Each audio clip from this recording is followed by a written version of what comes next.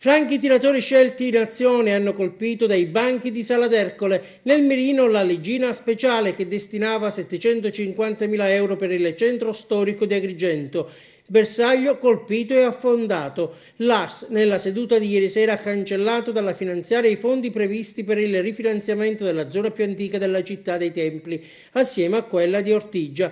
Le risorse erano state inserite in commissione bilancio, ma in aula il provvedimento è stato clamorosamente impallinato dopo che il Movimento 5 Stelle ha proposto ed ottenuto il voto segreto e lo scrutinio, complici parecchie assenze nelle file della maggioranza, ha sentenziato il centro storico di Agrigento non avrà alcun centesimo. Un altro, l'ennesimo schiaffo alla città, allora, un'altra sonora sconfitta che merita certamente una seria riflessione su chi rappresenta questo territorio nei vari livelli istituzionali. E non mancano le reazioni. Peccato sono le parole del sindaco Firetto. Questa somma, aggiunge, avrebbe dato continuità e rimpolpato risorse per il centro storico. Tuttavia, osserva ancora Firetto, abbiamo altre risorse previste per il progetto Girgenti che è sullo stesso tema.